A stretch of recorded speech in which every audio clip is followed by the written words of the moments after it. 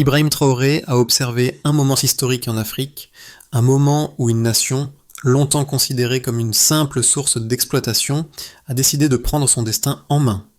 En 2025, le Niger a fait un geste audacieux en annonçant la nationalisation de son uranium, bouleversant l'ordre énergétique mondial. Ce n'est pas une rébellion, mais une réinitialisation. Ce geste modeste en apparence a fait trembler les marchés mondiaux et redéfini les règles du jeu. Qu'est-ce que cela signifie pour l'avenir de l'Afrique et du monde ? Ibrahim Traoré, un homme à la vision claire, appelle cela un tournant pour l'Afrique indépendante. En 2025, un tournant inattendu s'est produit en Afrique, un tournant où le Niger a décidé de reprendre le contrôle de ses ressources naturelles, en particulier son uranium, une matière première cruciale pour la France. Ce geste, bien que discrètement annoncé, a eu des répercussions majeures dans le monde entier. Ibrahim Traoré, leader du Burkina Faso, décrit cela comme le début d'une ère nouvelle pour l'Afrique. Ce n'est pas seulement un changement économique, mais un changement dans la perception du pouvoir mondial. Si le Niger peut agir ainsi, qu'en est-il des autres nations africaines ? L'Afrique, longtemps considérée comme un fournisseur de matières premières pour l'Occident, prend désormais les rênes de son destin. Cependant, ce n'est pas sans risque. La souveraineté énergétique et économique de l'Afrique doit être protégée. Le défi est de taille. Comment garantir que ce pouvoir retrouvé soit utilisé de manière responsable et bénéfique pour tous ? Le 2025 a marqué un moment historique pour l'Afrique, lorsque le gouvernement militaire du Niger a annoncé la nationalisation de son uranium, une ressource vitale pour la France, un acte qui a immédiatement secoué l'ordre énergétique mondial. Ce geste, bien qu'initialement perçu comme une simple annonce gouvernementale, a réinitialisé la dynamique mondiale. En quelques heures, les marchés boursiers ont tremblé, les analyses ont surgi et un constat est apparu clairement. Le système mondial, tel que nous le connaissions, venait de s'effondrer. Ibrahim Traoré, leader burkinabé, a vu dans cet acte bien plus qu'une simple prise de pouvoir économique. Selon lui, cela représentait la naissance d'une Afrique autocodée, une Afrique qui n'attend plus la permission des puissances occidentales pour définir son avenir. L'uranium, qui avait été extrait du sol africain pendant des décennies pour alimenter les réacteurs nucléaires français, n'était plus un simple produit d'exportation. Désormais, il symbolisait la souveraineté retrouvée de l'Afrique, un défi direct à l'ancien système mondial. Cependant, derrière cette audace se cachait une question cruciale. L'Afrique pouvait-elle réellement tirer parti de cette souveraineté pour se bâtir un avenir plus stable et prospère, tout en évitant les pièges de la corruption et de la mauvaise gestion qui ont trop souvent entravé son développement ? Le monde observait attentivement et Ibrahim Traoré savait que ce moment serait décisif non seulement pour le Niger mais pour l'ensemble du continent. Ibrahim Traoré, leader du Burkina Faso, a été l'un des premiers à voir les implications profondes de la décision du Niger. Contrairement à beaucoup d'autres dirigeants, il n'a pas vu cet acte comme un simple geste symbolique. Pour lui, c'était un mouvement stratégique qui pourrait bien redéfinir les relations de pouvoir en Afrique. À travers son prisme, il comprenait que l'Afrique, en récupérant ses ressources et en les administrant de manière souveraine, pourrait enfin s'affranchir de la dépendance qu'il avait définie pendant des siècles. Cela allait au-delà de l'uranium. Il s'agissait d'un changement d'attitude, d'un message fort. L'Afrique ne voulait plus être une source de matières premières pour les puissances extérieures, mais plutôt un acteur clé dans l'économie mondiale. Le Burkina Faso, sous la direction de Traoré, commença à développer des initiatives pour sécuriser ses propres ressources et les exploiter d'une manière plus durable. L'objectif était clair, que l'Afrique cesse de demander la permission pour utiliser ses ressources et qu'elle prenne le contrôle total de ses richesses. Ce premier pas du Niger avait allumé une flamme dans toute la région et Traoré savait qu'il fallait entretenir cette flamme en initiant des politiques qui encourageraient la coopération régionale et renforceraient la solidarité entre les nations africaines. Mais les défis étaient nombreux. Comment faire en sorte que ce pouvoir retrouvé ne devienne pas une nouvelle forme d'exploitation interne ? Traoré savait qu'il devait agir rapidement et judicieusement pour éviter que la situation ne dégénère. L'histoire a commencé en 2025, lorsque le gouvernement militaire du Niger a fait une annonce qui allait redéfinir la géopolitique mondiale, la nationalisation de l'uranium, une ressource clé pour la production d'énergie nucléaire en France. Ce geste, apparemment anodin, a secoué les marchés financiers. Les bourses européennes ont plongé et les experts se sont précipités pour réévaluer la stabilité énergétique mondiale. En quelques heures, un événement majeur s'était déroulé sans aucune violence ni effusion de sang, mais avec des répercussions profondes. Ce qui avait commencé comme une simple décision politique s'est rapidement transformé en un recalibrage du système énergétique mondial. Le Niger, qui avait pendant des décennies été un fournisseur discret de ressources, s'est soudainement retrouvé sous les projecteurs. La France, qui avait été dépendante de l'uranium nigérien pour alimenter ses réacteurs nucléaires, se retrouvait face à une situation inédite. L'approvisionnement en uranium avait été coupé. Les responsables français ont réagi en appelant à la négociation, mais la situation était plus complexe qu'il n'y paraissait. Derrière cette décision se cachait un message beaucoup plus vaste. L'Afrique n'était plus prête à accepter son rôle de simple fournisseur de matières premières. Le continent, avec des leaders comme Ibrahim Traoré, était en train de redéfinir les règles du jeu. En quelques jours, les conséquences de cette décision ont dépassé les frontières du Niger. Le prix de l'uranium a grimpé et des discussions ont commencé à émerger sur la nécessité pour l'Afrique de repenser son modèle économique. Ce mouvement a trouvé un écho particulier en Afrique de l'Ouest, où d'autres nations, comme le Burkina Faso, ont commencé à envisager des démarches similaires pour protéger leurs ressources. Le changement ne s'est pas limité aux aspects économiques. L'idéologie qui sous-tendait ce geste était celle d'une souveraineté retrouvée. Et Ibrahim Traoré a joué un rôle clé dans l'identification de cette nouvelle voie pour l'Afrique. Il a vu cette situation comme l'opportunité de montrer que l'Afrique pouvait non seulement récupérer ses ressources, mais aussi en tirer profit de manière équitable. Cependant, ce tournant n'était pas sans risque. Alors que les autres nations africaines commençaient à regarder le Niger avec un intérêt croissant, il est devenu clair que la gestion de ces nouvelles ressources poserait des défis de taille. La question n'était pas simplement de prendre le contrôle des ressources naturelles, mais de savoir comment les gérer de manière à ce qu'elles bénéficient à l'ensemble de la population, et non à une élite restreinte. Les craintes d'une nouvelle forme d'exploitation interne étaient bien réelles. Il fallait donc équilibrer ce pouvoir retrouvé avec une gouvernance solide et transparente, capable de répondre aux besoins des populations tout en évitant les pièges de la corruption.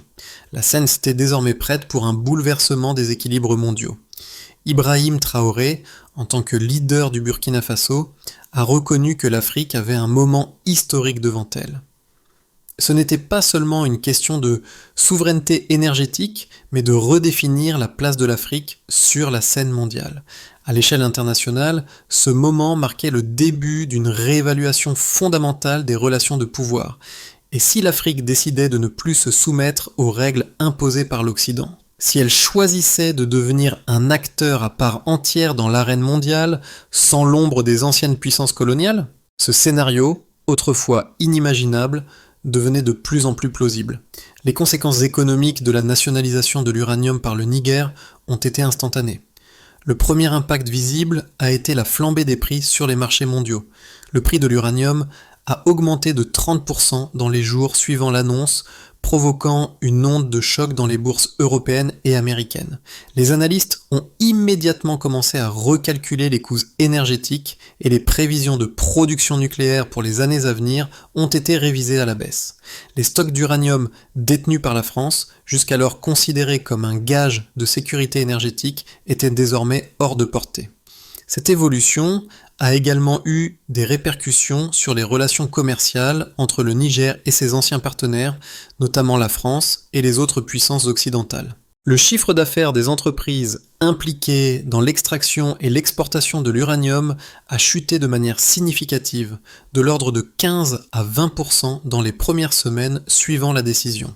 Les entreprises comme Orano, un acteur clé dans l'exploitation des mines d'uranium nigériennes, ont été confrontés à une incertitude totale concernant l'approvisionnement en uranium, ce qui a eu des répercussions sur leurs prévisions de bénéfices.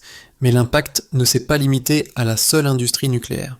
La décision du Niger a également eu un effet domino sur les marchés mondiaux des matières premières. Le marché de l'énergie a connu une volatilité accrue, avec des fluctuations importantes des prix du pétrole et du gaz naturel, en raison des inquiétudes concernant l'approvisionnement en énergie nucléaire un composant clé de la production d'électricité en Europe. En outre, le coût de la production d'énergie renouvelable, bien que moins affecté directement, a aussi été réévalué à la hausse en raison de l'augmentation des coûts des matières premières nécessaires à la production de panneaux solaires et d'éoliennes. En Afrique, cette décision a eu un impact encore plus profond. Plusieurs pays de la région ont vu leurs indices boursiers augmenter suite à la décision du Niger, signe que l'Afrique commençait à être perçue différemment sur la scène économique mondiale. Le Burkina Faso, le Mali, le Tchad et d'autres nations du Sahel ont commencé à envisager des politiques similaires pour récupérer le contrôle de leurs ressources naturelles. En Afrique de l'Ouest, des leaders comme Ibrahim Traoré ont salué la décision du Niger, non seulement en termes d'autonomie énergétique, mais aussi comme un signal clair que le continent pouvait désormais se dresser contre les anciennes puissances coloniales. Cependant, tout n'était pas aussi simple. Les défis pour les pays africains étaient nombreux. La gestion des ressources naturelles, dans un cadre de souveraineté retrouvée, nécessitait une expertise technique et une gouvernance solide. Le Niger et ses voisins allaient devoir faire face à des obstacles majeurs, notamment la corruption interne, l'instabilité politique et la concurrence internationale. Pour que cette nouvelle ère de souveraineté soit un succès, il était impératif que les pays africains développent leurs capacités techniques et financières pour gérer ces ressources de manière équitable et transparente. Les premiers partisans de la décision du Niger de nationaliser son uranium ont rapidement été rejoints par des leaders africains de toute la région, notamment Ibrahim Traoré du Burkina Faso. Il a vu dans cet acte une victoire pour l'Afrique, un tournant qui permettrait au continent de se réapproprier ses ressources naturelles. L'argument principal était que l'Afrique ne devrait plus se contenter d'être un fournisseur de matières premières pour les grandes puissances, mais qu'elle devait désormais contrôler ses richesses et en tirer parti pour son propre développement. Cet argument s'appuyait sur la logique de souveraineté économique, où chaque nation aurait le droit de gérer ses ressources comme bon lui semble. Cependant, cette vision n'était pas partagée par tous. Certains experts ont souligné les risques inhérents à une telle décision. L'un des principaux arguments contre cette nationalisation était l'instabilité que cela pourrait engendrer, non seulement pour le Niger, mais pour l'ensemble du continent africain. La gestion des ressources naturelles est complexe et nécessite des compétences techniques et une infrastructure que de nombreux pays africains ne possèdent pas encore. De plus, cette prise de contrôle par les États pourrait donner lieu à des abus de pouvoir, où les gouvernements pourraient exploiter ces ressources au profit d'une élite restreinte, sans bénéfice pour la population générale.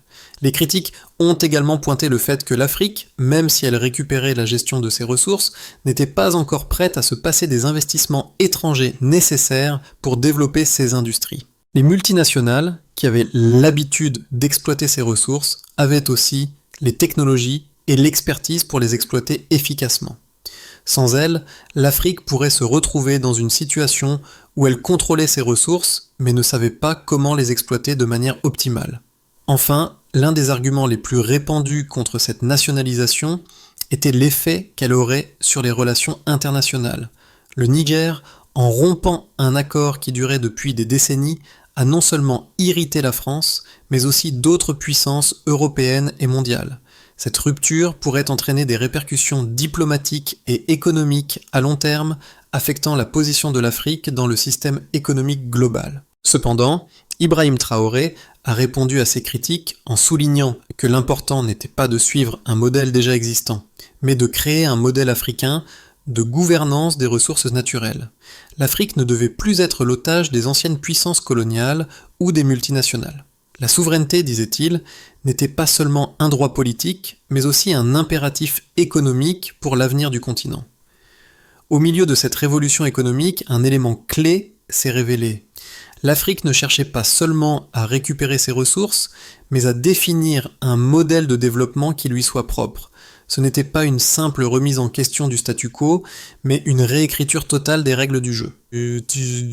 En 2025, avec la nationalisation de l'uranium, le Niger avait amorcé un changement fondamental dans la manière dont le continent appréhendait ses ressources naturelles. Cette décision allait bien au-delà de l'exploitation de l'uranium. elle marquait le début d'une série de réformes économiques destinées à renforcer la souveraineté de l'Afrique. Ibrahim Traoré a compris que ce n'était pas seulement une question de ressources, mais de gouvernance et d'indépendance. L'Afrique commençait à prendre sa place sur la scène mondiale, non seulement en tant que fournisseur de matières premières, mais comme acteur économique majeur capable de déterminer son propre avenir. Le défi résidait désormais dans la capacité de ces nations à maintenir cette nouvelle trajectoire tout en faisant face à la pression des puissances étrangères et aux défis internes. La décision du Niger de nationaliser son uranium a eu des répercussions profondes, non seulement pour le pays, mais pour l'ensemble du continent africain. Cette décision, qui a d'abord semblé être un simple changement dans les politiques énergétiques, a engendré une série d'effets en cascade, transformant le paysage économique et géopolitique de l'Afrique. Pour le Niger, l'impact a été immédiat. La prise de contrôle de l'uranium a permis au pays de recouvrir une forme de souveraineté qu'il n'avait jamais connue auparavant. En s'affranchissant de la domination des puissances étrangères, le Niger a réaffirmé son droit à décider de l'utilisation de ses ressources naturelles, mais les conséquences ne se sont pas limitées aux frontières du Niger. Dans les semaines qui ont suivi, d'autres nations africaines ont commencé à reconsidérer leur propre rapport à l'exploitation de leurs ressources naturelles. Le Burkina Faso, dirigé par Ibrahim Traoré, a vu dans cet événement une occasion unique de redéfinir sa propre stratégie économique. Le pays a pris des mesures pour renforcer sa souveraineté énergétique en commençant à explorer des alternatives à la dépendance aux énergies fossiles et en favorisant une transition vers des énergies renouvelables. Cette nouvelle approche visait à créer une économie plus autosuffisante et durable, tout en renforçant les liens entre les nations africaines. Cependant, les répercussions ne se sont pas arrêtées à la sphère économique. Sur le plan géopolitique, la décision du Niger a changé la dynamique des relations internationales en Afrique. Les anciennes puissances coloniales, notamment la France, ont été prises au dépourvu. La perte d'accès à l'uranium a frappé la France de plein fouet, affectant sa politique énergétique et son rôle sur la scène mondiale. En réponse, la France a intensifié ses efforts diplomatiques pour rétablir un accord avec le Niger, mais les tensions étaient palpables. Le Niger, soutenu par d'autres nations africaines, a résisté, affirmant que la souveraineté du continent ne pouvait plus être compromise par des accords déséquilibrés. Cette situation a également ouvert la voie à une réévaluation des politiques économiques mondiales. Les marchés de l'énergie ont connu des fluctuations importantes, les prix de l'uranium ayant doublé, ce qui a provoqué une hausse des coûts de production pour les pays dépendants de l'énergie nucléaire. À l'échelle globale, cette rupture a poussé les nations à diversifier leurs sources d'énergie et à repenser leur stratégie d'approvisionnement. Les pays africains, jusque-là vus comme des acteurs marginaux dans le secteur énergétique mondial, sont désormais perçus sous un jour nouveau. L'Afrique a commencé à jouer un rôle clé dans la redéfinition des relations économiques mondiales, et la décision du Niger n'était que le début d'un mouvement beaucoup plus vaste. Dans les mois qui ont suivi, les pays africains ont commencé à renforcer leurs alliances régionales. Les initiatives de coopération, telles que le développement du corridor énergétique sahélien, ont vu le jour, visant à connecter les infrastructures énergétiques du Niger, du Burkina Faso et d'autres pays de la région. Ibrahim Traoré a vu dans cette coopération régionale une opportunité de renforcer l'intégration économique et politique de l'Afrique en la rendant moins vulnérable aux pressions extérieures. La question était désormais de savoir comment les nations africaines allaient gérer cette nouvelle phase de souveraineté tout en garantissant que les bénéfices profitent réellement à leur population.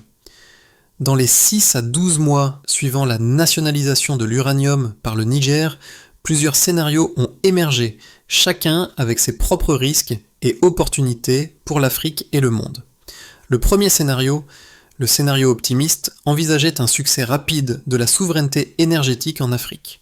Le Niger, soutenu par ses voisins, réussissait à mettre en place des infrastructures locales pour extraire, traiter et vendre l'uranium tout en diversifiant ses sources de revenus. L'Afrique de l'Ouest devenait ainsi un pôle énergétique régional, capable de rivaliser avec les grandes puissances mondiales.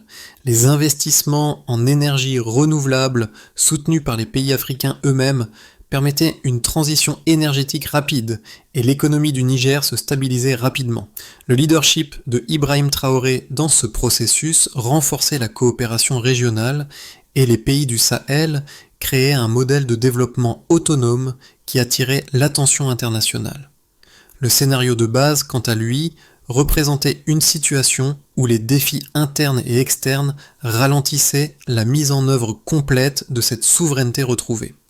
Bien que le Niger et ses voisins réussissent à maintenir une certaine stabilité, la transition énergétique et économique prenait plus de temps que prévu. La gestion des ressources naturelles restait un problème majeur, avec des questions de transparence et de corruption qui minaient les efforts pour une gouvernance équitable.